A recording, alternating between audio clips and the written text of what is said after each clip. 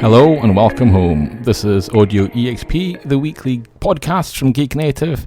I'm your host Gerdy, and it's time to catch up on the latest tabletop news. This week we are looking at massive structural changes for Dungeons & Dragons, including stadium events and new edition labels. We also have updates in Middle-earth, a brand new Wolfenstein role-playing game, and a fascinating crossover between science fiction writers and the UK's Ministry of Defence.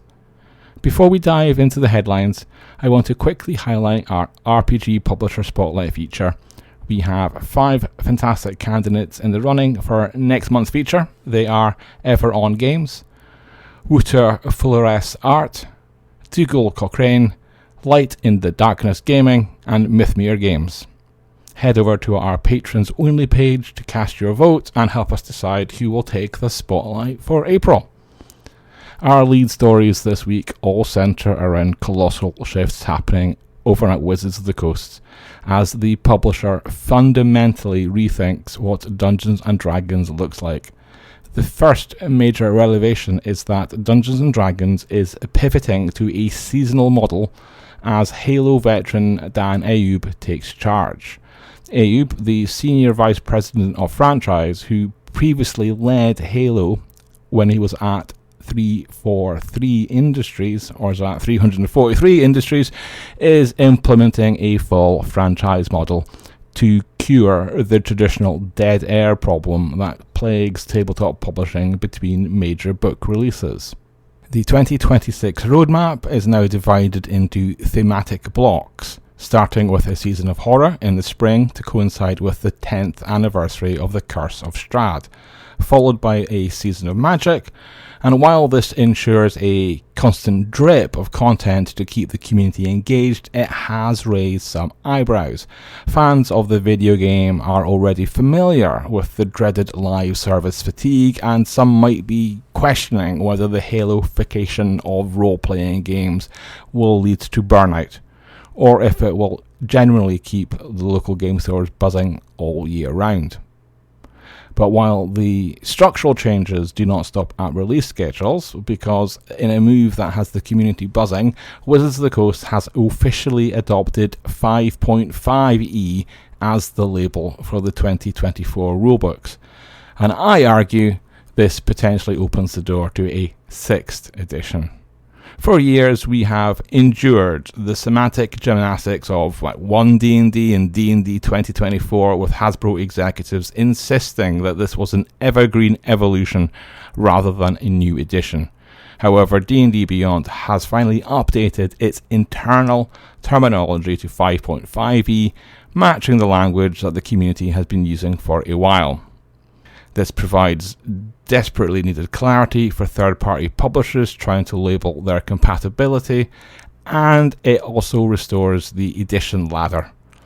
Industry analysts, by which I mean people like me and others I've seen in blogging, note that once a developer adopts an incremental number like 5.5, it is an implicit promise that 6.0 is eventually coming down the pipeline. To cement this new era, Wizards of the Coast is taking over the O2 in London for the first official Dungeons & Dragons Arena Expo. In partnership with the global entertainment promoter AEG Presents, this event is scheduled for the August bank holiday, the weekend in London. This is a historic shift from the traditional grassroots hall conventions like UK Games Expo to a 20,000 strong capacity stadium. The headline act features rockstar lineups leaning heavily into the mainstream success of Baldur's Gate 3, including voice actors Neil Newborn and Samantha Burt. However, the ticketing introduces a fragmented pay-to-sit friction that departs from the standard all-access convention badge, signalling a data-driven revenue model. It's a bold summer siege on the UK market, proving that Dungeons & Dragons is no longer content to be played in basements or even not run their own expos. It wants to be a spectator sport under the stadium lights.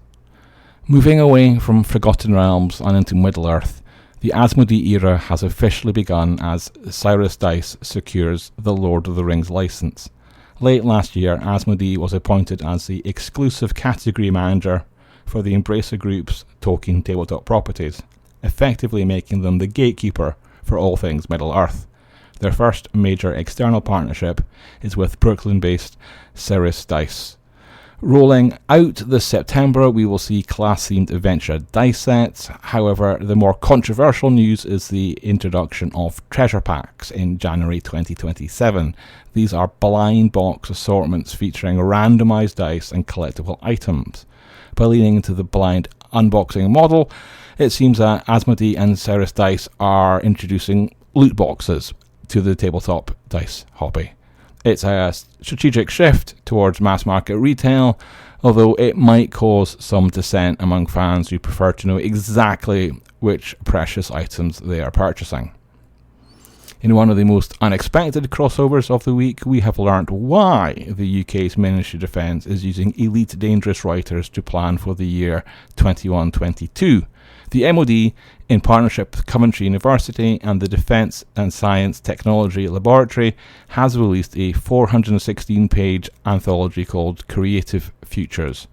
Edited by Dr. Alan Stroud, whom some role-playing fans will know from his extensive world-building work on the Elite Dangerous RPG, the project uses science fiction authors to stress-test the ethics and geopolitics of future warfare. Interesting, I think, as global governments argue over artificial intelligence safety rails, the UK's MoD is deliberately bypassing large language models. Instead, they are using human writers to explore the darkest, unfettered outcomes of autonomous decision-making and climate incidents. It's a fascinating acknowledgement that the narrative agility and lore-building techniques honed in tabletop games and speculative fiction can provide a level of strategic resilience and data that the algorithms simply cannot. If you prefer your alternative history a bit more explosive, Resistance mobilizes as Modiphius announces an official Wolfenstein role-playing game. Partnering with Bethesda Softworks and Machine Games, Modiphius is adapting the timeline established in the critically acclaimed video games The New Order and The New Colossus. The game will utilise a specially adapted version of their proprietary 2D20 system, streamlined to facilitate the pulp action, dieselpunk aesthetic and high-stakes combat of first-person shooters. Rather than playing as the iconic BJ Blazkowicz, players will take on the roles of resistance members, building their own cells to strike back against the global iron rule of the Nazi regime. Modiphius is planning to take the game to crowdfunding this autumn, and given their phenomenal track record with properties like Fallout and Star Trek, this promises to be a highly tactical blood and fury addition to their catalogue. And finally, we wrap up this week with a fantastic bundle deal. If you want to trade your plasma rifles for sly glances and carriage accidents, the Good Society, Regency, Romance and Ruin bundle has returned. Currently available in the bundle of holding for $18, this offers the complete first edition of Story Brewers role-playing and award-winning Jane Austen tabletop RPG. It captures heart-stopping longing and social machinations of Austen's novels and modern dramas like Bridgerton. If you receive the core rulebook in the bundle, the deck of connections and expansions like Sense, and Sensibility and Swordsmanship, which add masked vigilantes to the mix.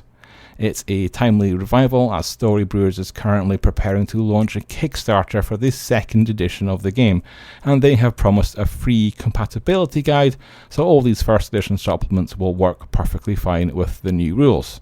It's an absolute steal if you want to orchestrate some high society scandal this weekend.